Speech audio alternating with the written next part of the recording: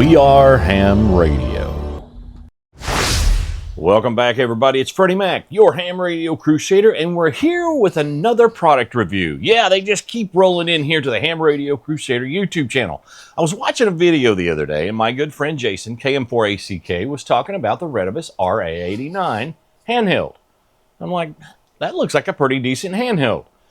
And I thought, you know what, I'm going to do a little research on it. So then I looked around, and then my other good friend, Mike, K8MRD, was also talking about the Retevis RA89. I'm like, I like Retevis radios. I like a lot of Retevis radios, especially some of their handhelds. So I thought, you know what, I'm going to buy one and check it out.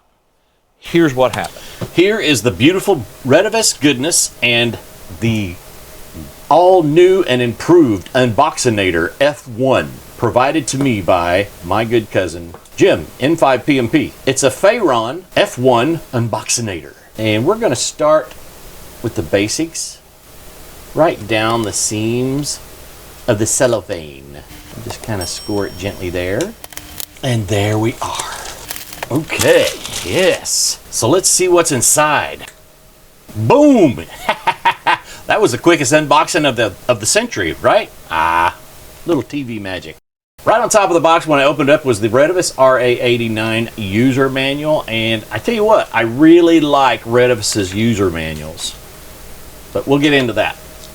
Also in the package was a nice Retevis programming cable. It's the K-type programming cable. It's got Retevis's name right on it. The model number is Charlie 9018 Alpha.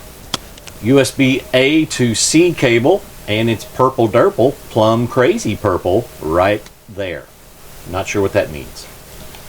But it also comes with a drop charger, aka a cradle charger, model number Delta Charlie 89. And it takes a C-type connector in the back. So USB cable into the back, plus nice power brick. So yeah, let's see what it's rated at. Output 5 volts at 1 amp, 5.0 watts.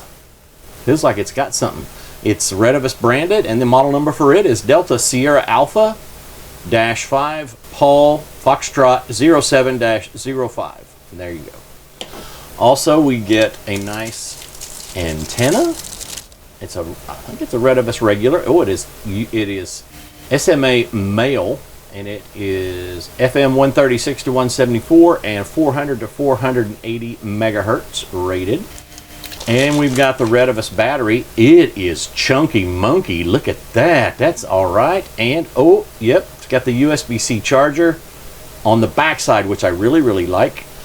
But, yeah, this is the one fault that I've seen is that the little waterproof door cover protector, yeah, it doesn't retain. It just comes right off. I mean, it doesn't just come right off. When you pull it out of there, it doesn't hang on. So you got to keep track of that. So the battery is the Retevis model Bravo Lima 89, voltage 7.4 volts. That's 2,500 milliamp hour. That's a good sized battery. I like it a lot. Got the belt clip, the screws for the belt clip, and of course the wonderful radio. Wow, this thing feels like something awesome. Screw door cover for your K-type connector. PTT, 2 accessory buttons. You got the flashlight lens on top, aka the torch if you're in the UK. Ooh, a nice, yeah, power volume button, SMA female antenna. This is the Retevis model Romeo Alpha 89. Maximum power output 10 watts. 10 watts, 7.4 volts. FCC ID 2 Alpha 3 Oscar Romeo Alpha 89. Dual bander 144 to 148 and 420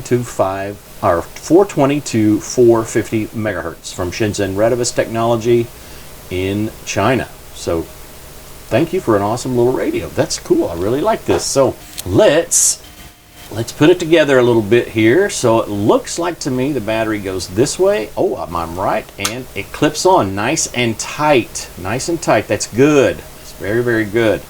And the antenna goes on top. This would make a really good daily driver, I think.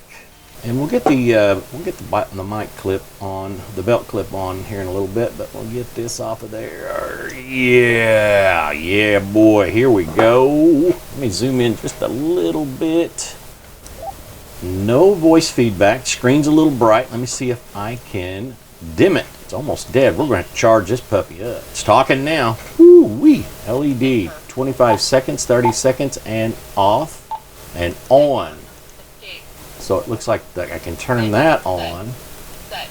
So the light level, okay, let's set that down a little bit. Well, that turned it off. Didn't mean that to happen. Yep, too bright. So let's turn the beep off. Let's go back to the light. Let's try 3. Yeah, 3. There we go. That will work. And we'll get back out of the menu. Very cool. We'll try one round here on my All-Star Link node. As soon as I figure out how to get into the VFO. Just when you think you know what you're doing, you get a new radio that tells you otherwise. I can select between the VFOs, but apparently we're in channel mode. There's VFO. 4441000. Whoop.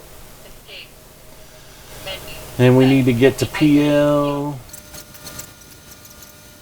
Encode, decode. They got that right. I'm really impressed. No shift, so we'll escape. Sweet. Okay, we'll charge this up and we'll come back and do some programming and some other tests. Stay tuned. Okay, let's cover the programming on the Retevis RA89. I've got the software installed, but there's a few things we got to do first. You need to locate your programming cable. Mine came with one. The programming cable is the Retevis model Charlie 9018 Alpha. Charlie 9018 Alpha. And right here it is. But you've also got to remove the side door from your Retevis RA89. Mine is waterproof, and beware, the screw will come right out if you're not careful. So there you have that. And then we're going to take our RA89 programming cable, which is the C9018 Alpha. Plug it into the side. We're going to plug it into the side of the HT. Make sure it's seated down firmly and securely. And as you can see, I've got it plugged in. It turned on the backlight when I did that. And so let's get over to the software. Okay, I've already installed the Retevis RA89 programming software. We're just going to launch it. And there it is. So we want to get the right COM port selected. And it scanned all my COM ports, but I better see which one I need. Looks like I need COM 3. Boom, there it is. We'll hit enter and we will hit read. And look, we have some Chinese writing there. But it is reading the radio, so that's a good sign. Succeed. All right, I didn't have any memory channels programmed into it, so apparently there is one that came with it basic. So let's go ahead and plug something in. Let's go with 444.175 and 449.175. This will be the Preston repeater on 70 centimeters. It runs on 88.5 CTCSS tone on both ends, transmit and receive. Leave the power at high. I don't need a busy channel lockout because I'm not going to be scanning. We'll leave it on wide and no signaling needed, and we'll call it the KD5 FMU repeater.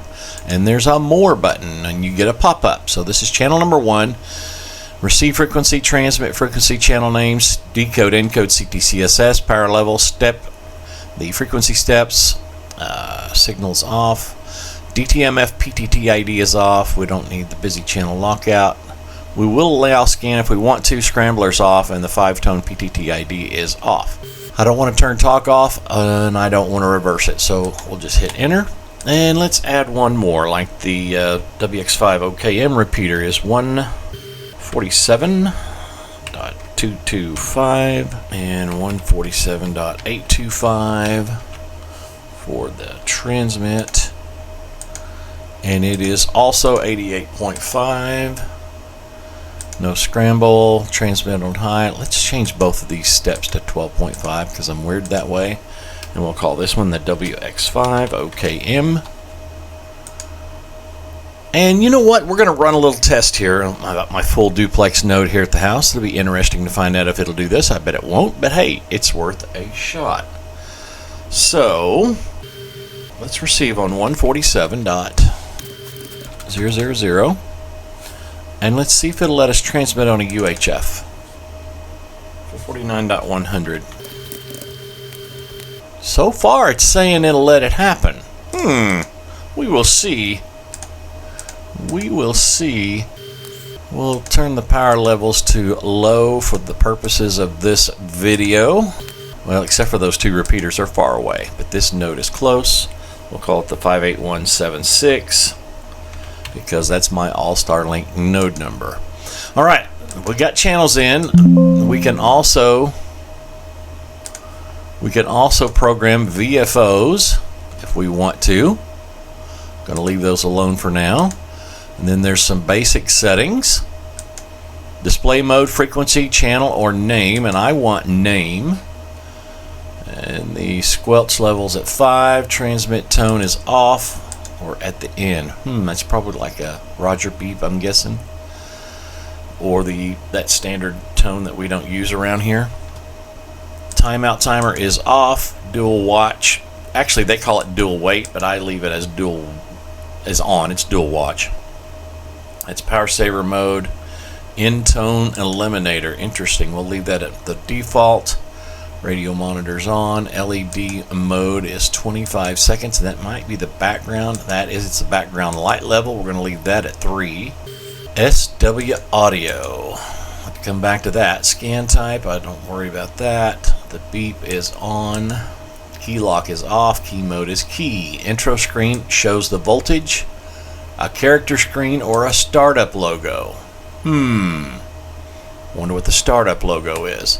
These are your programmable keys. Leave them at default for now. Eliminate squelch tail when no CTCSS signaling. We'll hit enter on that. DTMF is for DTMF characters. We're not going to worry about that right now. 2-tone and 5-tone is not something I do. Frequency range 136 to 174 and 400 to 480. And that may be because I opened it up. But there's a 250 in here. We'll come back to that. I don't want to mess with that too much. And this is presets for the FM radio. So I want to put in 106.3, 95.5, and let's just call this one 92.9. Just for some examples of our local radio stations. Gonna hit enter. Okay, let me just go ahead and let's just write this to the radio. There we go. Took a second. And it says succeed.